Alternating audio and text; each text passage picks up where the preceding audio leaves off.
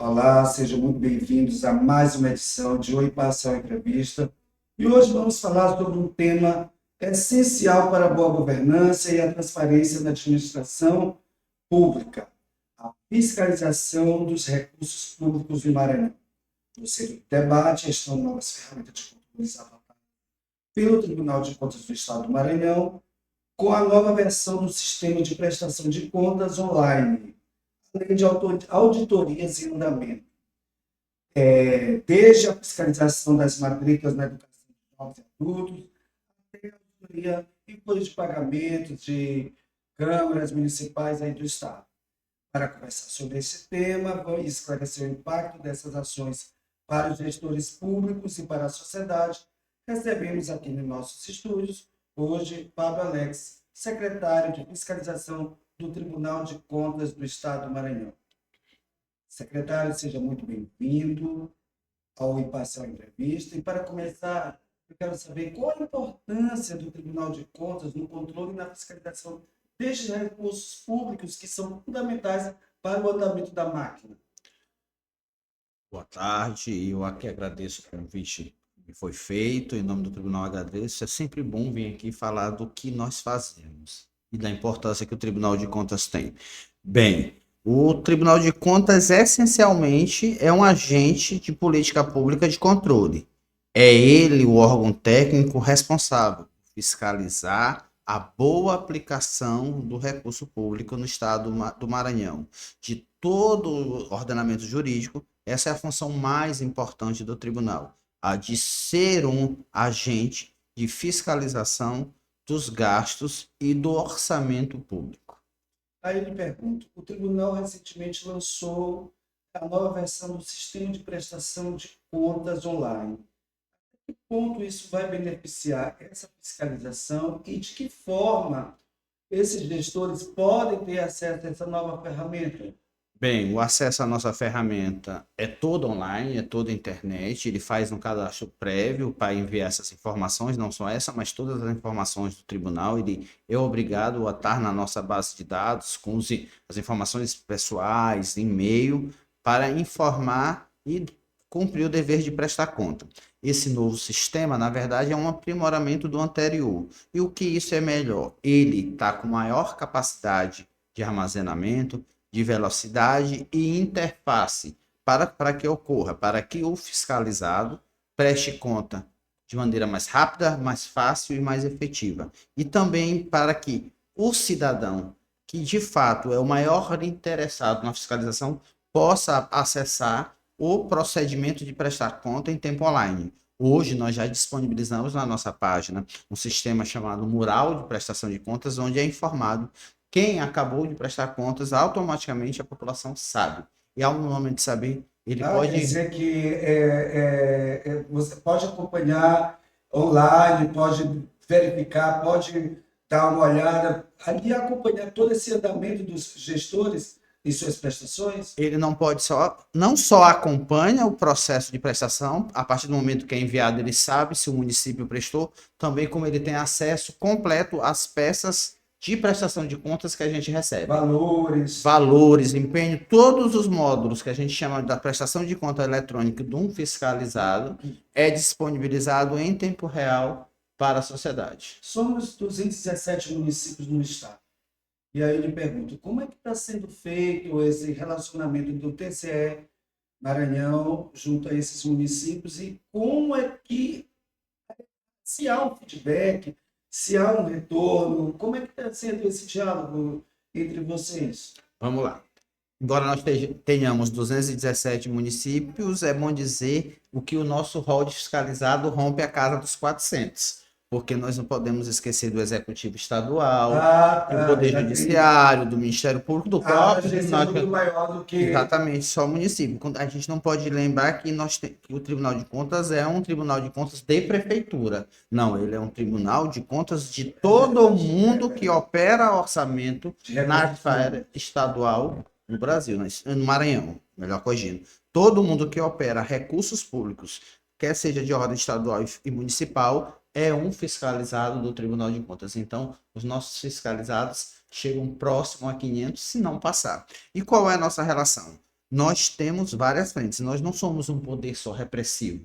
Nós somos um poder que acompanha a gestão pública, oportunizando oportunidades de capacitação, também como correção de eventuais medidas que são atingidas por alguma impropriedade técnica, alguma incorreção, para que evitemos uma punição, uma reprovação de contas, uma pena de multa, tudo. As nossas frentes são várias e nós condensamos com o trabalho preventivo, que é dividido entre orientar de forma pedagógica, através da nossa escola de controle externo. Nós temos uma escola que oferece curso para os fiscalizados. Nós temos nos processos de acompanhamento e monitoramento decisões que orientam como melhor gastar o recurso público, como ser transparente, como ser responsável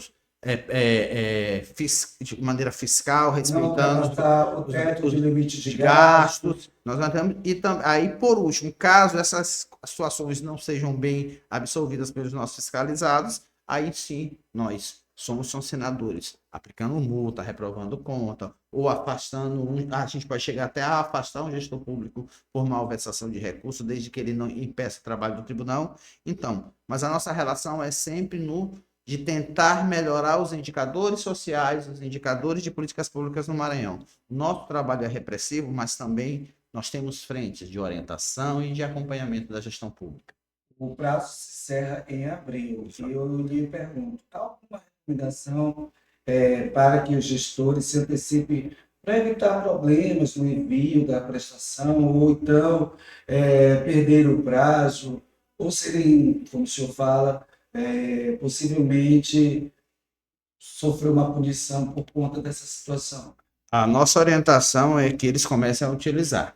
Logo, comecem a enviar, ainda mais que nós temos novos gestores aí, nós temos mais de 100 novos prefeitos no Maranhão, e em alguma parte eles que são responsáveis por enviar boa parte dessas informações técnicas que compõem uma prestação de contas do gestor anterior. Então, nossa recomendação, façam logo, para que qualquer dúvida, qualquer erro no processamento seja corrigido a tempo e evite a aplicação de pena pecuniária, que é a multa. Porque o atraso de um dia pode gerar uma multa de R$ 2.000 a R$ 4.000, a depender da informação que é determinada para aquele órgão. Os órgãos estaduais também passam pela mesma necessidade de enviar o quanto antes para que não tenhamos problema em documentação rejeitada, deixada no último dia com o sistema mais lento, que atrasa todo o processo. O prazo se encerrando, as multas são aplicadas automaticamente. Certo. E o tribunal não tem como prorrogar esse prazo, porque esse é um prazo definido na Constituição. Doutor Fábio, aí eu lhe pergunto, o papel da Secretaria de Fiscalização é muito importante. E desde o ano passado, o Tribunal de Contas, principalmente nessa área, está realizando auditorias para verificar a veracidade de dados de matrículas da modalidade EJA, que é Educação de Jovens, né? E aí, eu queria saber o que motivou essa ação, porque chegou até ser pauta de vários veículos de comunicação que estavam havendo manipulação de dados. Eu queria saber em que pé se encontra esta auditoria e qual o impacto dessa fiscalização nessas denúncias que foram veiculadas pela imprensa. Na verdade, esses números da educação, nós abrimos, com base nos números da educação, esses números super inflados que o Maranhão apresentou nos últimos anos, nós abrimos duas fiscalizações, uma no EJA, né? Na EJA, na educação de jovens e adultos, e na educação de tempo integral. Também foi objeto. Foi objeto. O que aconteceu? A gente monitora os dados do censo e observou, no caso da EJA, que enquanto alguns municípios do Brasil diminuíam a oferta de matrículas, as matrículas realizadas, o Maranhão apresentou um crescimento exponencial às vezes, de até 300% a 400% em relação ao nacional. E também o fato de nós percebermos população, por exemplo, uma população de 50 mil habitantes, 30 mil matriculados no EJA, Estou fazendo uma conta de padeiro para dizer como a gente chega ao dado. Não, tranquilo. Essa Fica à informação vontade. não é uma informação Até mesmo, precisa. até Você mesmo vai porque imaginar, você ter 50%, 35%, 40% da população adulta na EJA é uma distorção. Então, diante dessas distorções, nós resolvemos validar as informações do censo para saber o que era real e o que de fato era manipulação para recebimentos de recursos indevidos, tanto na educação de jovens e adultos, quanto na educação de tempo integral. O que nós fizemos? Nós produzimos relatórios, esses processos foram para plenário e tal, e em alguns casos nós fizemos termos de ajustamento de gestão para trazer os números reais a escola e o município que recebeu recurso a mais faça o investimento na política pública de maneira adequada, na infraestrutura, e nos casos mais graves, nós abrimos processos de tomada de conta para solicitar o ressarcimento do que foi pago a maior. Houve algum retorno desse dinheiro que foi malversado de uma forma equivocada? Vocês conseguiram recuperar? Não somos nós que recuperamos. Ah, O nosso tá. papel é só informar, nós imputamos a questão do débito ou não, estamos ainda nessa fase de apurar o quanto deve, mas o Ministério Público Federal, através dos procuradores da República, eles ajuizaram a ação na Justiça Federal e houve bloqueio de valores de vários municípios onde foram depurados esses valores com base nos relatórios do Tribunal de Contas e só foi passado aquele valor que o tribunal informou como certo. Houve diminuição dos valores, tirando essa gordura. Aí ele pergunta aqui, diante do que o senhor está falando aqui, desculpa eu interromper, e quais os impactos caso sejam confirmadas essas provas nesse censo escolar que o senhor está falando? Não, nós tivemos de várias ordens. Nós não temos competência penal. Não, mas assim, o senhor pode citar o que já aconteceu. Já aconteceu. Como eu te falei, houve bloqueio de valores, municípios recebendo com os valores do Fundeb com dinheiro bloqueado, já houve prisão de secretários municipais de educação determinada pela Justiça Federal com base nos procedimentos do Ministério Público que investigou esse inflar de dados. Nós já tivemos gestores se comprometendo a executar com orçamentos do município que a priori não pertenciam àquela política pública, mas para adequar a rede a essa suposta oferta, né, em educação de tempo integral. E o que também nos chama a atenção, com base nos dados do último censo, nós já mostramos que em alguns municípios que foram auditados pelo tribunal, um dos números voltaram a ser o que é real.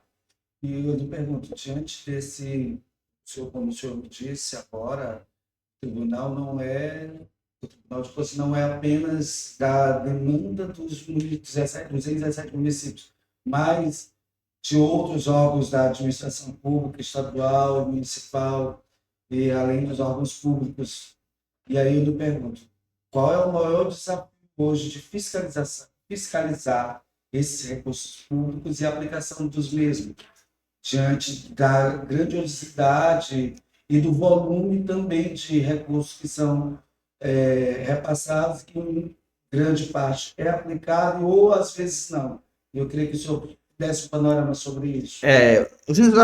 Nossos desafios são a questão de sempre capacitar, ter um quadro mais próximo do ideal para fazer essas atividades, ferramentas tecnológicas, como toda instituição que passa por esse processo do Brasil, a instituição pública, ela tem esses problemas, mas a gente se reposiciona, a gente corre atrás e tenta fazer. Eu acho que o maior desafio não é do Tribunal de Contas. O maior desafio é a população maranhense entender que é necessário que o gestor público seja o máximo de transparência, tenha o máximo de transparência possível, que ele tenha um portal de transparência efetivo, que eu consiga ver a execução da política pública de maneira adequada, respeitando a legislação, tudo. Um portal de transparência que mostre que a execução do dinheiro que pertence à população está sendo feita de maneira correta. E um outro grande desafio que a gente tem percebido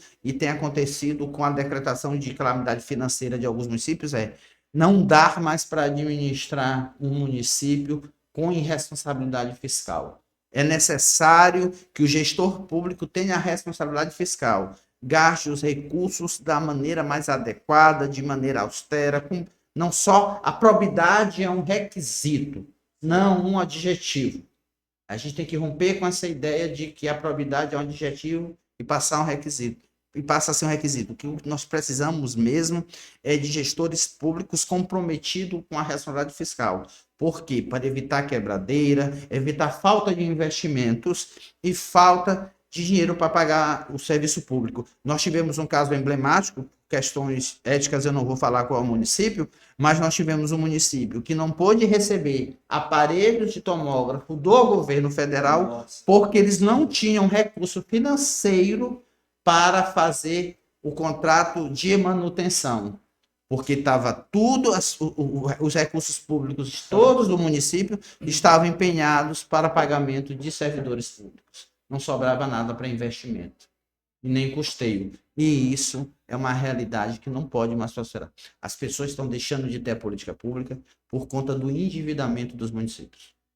Pegando o gancho que o senhor falou agora da questão da transparência dos sites, que se faz necessário para que a população possa acompanhar aonde que esse recurso está sendo aplicado, eu lhe pergunto, como é que está sendo o Tribunal de Contas do Estado faz o ranqueamento desses sites, né? Porque é obrigação dos gestores públicos e desses órgãos ter esse site de transparência.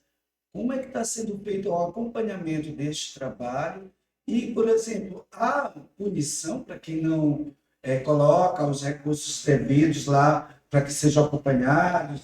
Por exemplo, a gente houve uma motivação recentemente de um servidor público que fez uma denúncia junto ao Tribunal de Contas do Estado do Maranhão com relação à Câmara de São Luís, com relação ao apoio de pagamento. Eu queria que o senhor também exemplificasse de que forma também a população pode interferir nesse processo e ajudar nessa construção de transparência. A primeira coisa, nós temos uma ferramenta que é uma das melhores do Brasil para o cidadão, que se chama o nosso portal de controle social. Você consegue ver boa parte, não 100%, mas boa parte do que o município executa e os nossos controles acessando isso que está na nossa página, chamado controle social. Nós temos nossos canais de ouvidoria, que essa reclamação a qual você citou, que deu aso a uma auditoria na folha de pagamento da Câmara de São Luís, nasceu de um procedimento de uma denúncia de ouvidoria, né? O que eu te digo nós temos vários canais à disposição do cidadão para que ele possa interagir com o tribunal, exigir que o tribunal faça alguma coisa, que o tribunal apure e identifique, porque quem sente falta e quem mesmo sente as maiores demandas é o cidadão que está lá na ponta.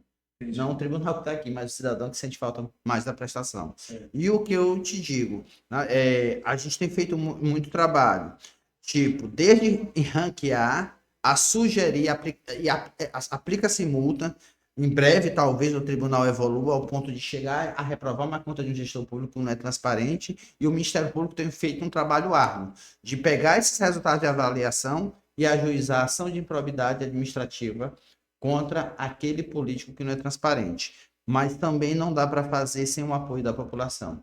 A população deveria não votar em gestor público que tem ou contas pendentes de recurso, contas pendentes não, que tem um portal com uma avaliação ruim pelo tribunal, porque aquele gestor público não está sendo transparente. A transparência tem que passar a também ser um requisito da administração.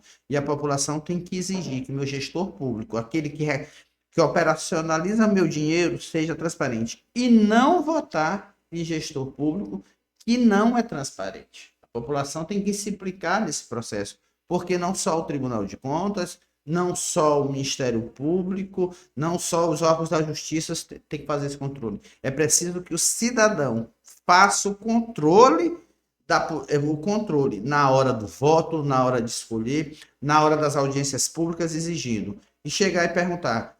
E reclamar, inclusive, nas redes sociais dessas prefeituras. Não só reclamar em relação ao buraco, a uma atração de carnaval, não dizer por que a informação, por que você tem uma avaliação do portal de transparência tão ruim feita pelo órgão de controle externo.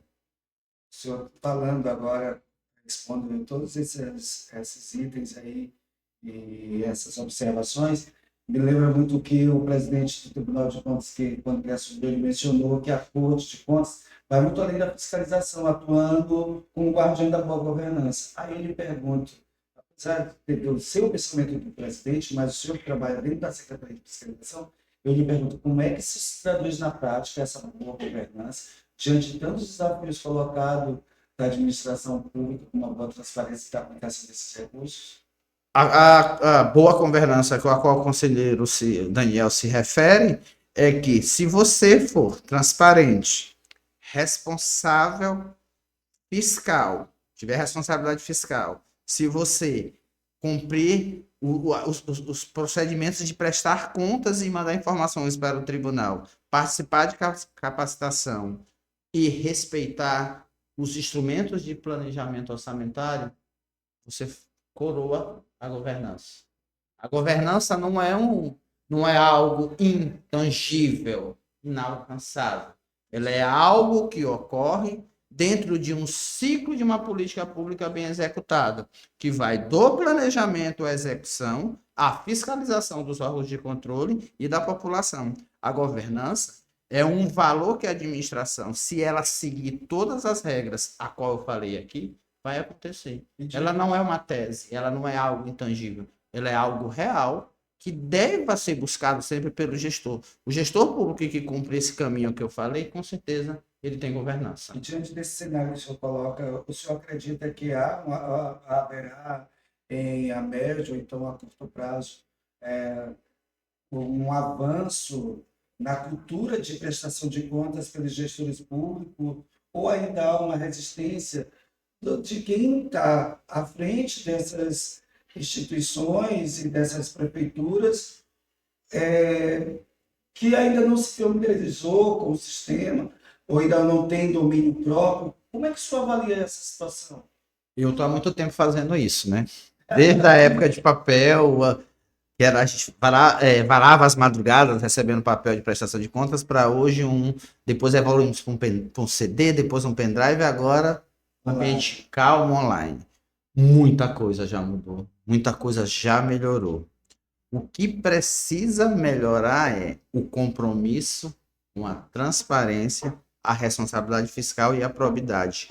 A gente tem que tirar isso da categoria do adjetivo do gestor público para ser pré-requisito de qualquer administração. Como cidadão, você já falou do sistema criminal, mas assim, como o cidadão pode se aproximar mais da instituição e também tem uma consciência maior de que ele é o maior prejudicado caso esse recurso não venha ser aplicado, e ele pode agir de que forma? Não só ligando, mas assim, exemplifique uma situação para que a pessoa que está nos escutando agora, que está nos ouvindo, tenha uma noção, eu posso fazer isso. Porque está lá na Constituição que todos nós temos direito de polícia, né? De prender, ou então... E aí eu lhe pergunto, o senhor diz assim, todos nós somos fiscalizadores desse recurso, mas tem gente que tem medo ou então receio, ou não está familiarizado, mas de que forma a gente pode agir enquanto cidadão? Além de auditor, eu sou professor e instrutor da Escola de Contas do Tribunal de Contas do Maranhão, né? Certo. E eu vou pegar a minha experiência de sala de aula quando eu estou capacitando o controle social, que é o cidadão. A primeira pergunta que eu faço é, na última semana, quando foi que você acessou o portal de transparência do seu município? Poucos levantam a mão. Mas se eu perguntar quantos acessaram o Facebook e o Instagram hoje, 90% levanta a mão. O dever do cidadão não é só de votar. Ele tem a obrigação de fiscalizar. A democracia é muito maior do que uma escolha na urna. É o direito legítimo de cidadão participar da vida política do país, inclusive da fiscalização da política pública. Então, o que eu digo é, menos rede social, mais portal da transparência, mais portal do controle social do Tribunal de Contas para você ser cidadão. E relacionando com esses portais, da forma que você se relaciona com a rede social, você vai conhecer muita coisa e vai perceber que a denúncia, a reclamação, ela é algo que nunca vai trazer prejuízo para o cidadão. Ninguém será perseguido, ninguém será marcado, processado por exercer a cidadania de maneira responsável. A partir do momento que o cidadão se relacionar melhor com essas ferramentas, que são instrumentos de cidadania, você terá um Maranhão melhor, com melhores indicadores sociais, com IDH muito bom. Por quê? Porque é preciso que o cidadão esteja no controle, que é ele o destinatário da política pública. Não sou eu o Tribunal de Contas, eu acompanho. A transparência não é para mim, é para o cidadão. A gente faz o papel de fiscal para que essa oportunidade o cidadão tenha. Mas não adianta eu exigir e o cidadão não exercer esse direito. Então, Fábio, aproveitando aqui que já está encerrando aqui o nosso programa, eu te peço agora para o senhor fazer as suas considerações finais e deixar uma reflexão sobre transparência, situações que nós falamos aqui, transparência, governança e versus malversação de recursos públicos e consequências. Queria que o senhor fizesse uma reflexão sobre esses eixos aí que nortearam nossa entrevista. Não existe governança sem transparência, não existe governança sem correta execução do recurso público, não existe governança sem responsabilidade fiscal. O que eu posso te dizer é a governança é uma palavra nova, mas que na verdade já existe há muito tempo. Ela vem de outras formas há muito tempo no cenário brasileiro. Ela ganhou esse nome de governança por questão dos estudiosos, para a necessidade de falar melhor, de ser mais audível.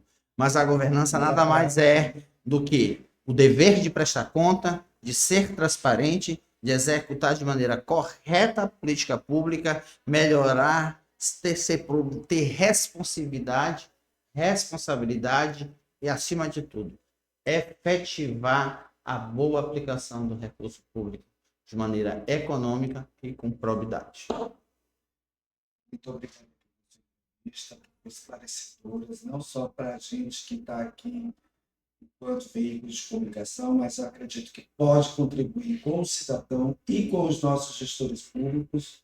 E agradeço a sua presença e fique aí as suas considerações finais.